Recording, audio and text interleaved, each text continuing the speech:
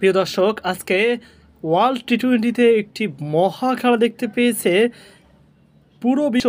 South Africa বনাম নেপালের world টি-20 group স্টেজের 31 নম্বর ম্যাচটি আজকে অনুষ্ঠিত হয়। এতে প্রথমে ব্যাট করতে নেমে 115 রানে 7 উইকেট হারিয়ে ইনিংস করেন নির্ধারিত 20 ওভারে সাউথ আফ্রিকা। জবাবে 114 রান তথা 1 রানে হারে নেপাল।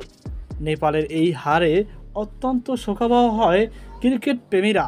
প্রিয় দর্শক, পুরো ম্যাচটা যদি আপনি দেখেন তাহলে দেখতে পারবেন যে নেপাল বেশ দারুণভাবে এগিয়ে ছিল সাউথ আফ্রিকার তুলনায়, কিন্তু শেষ দিকে দুর্ভাগ্যজনকভাবে তারা হেরে যায়। প্রিয় দর্শক, হারার পর নতুন বার্তা দিয়েছে বাংলাদেশকে। তারা বলেছে যে আমরা একটা টেস্ট খেলুড়ে দেশকে হারাতে চাই। আজকে সেটা হয়নি, কিন্তু পরবর্তী ম্যাচে বাংলাদেশের বিপক্ষে আমরা সেটা করতে চাই, এমনটাই বলেছেন রোহিত পাউডেল। বিষয়টি তো বুঝতেই পারছেন যে এটি একটি নতুন বার্তা রেখেছে বাংলাদেশ ক্রিকেট টিমের জন্য। প্রিয় দর্শক, ইতিমধ্যে বেশ ভালো ছন্দে রয়েছে বাংলাদেশ।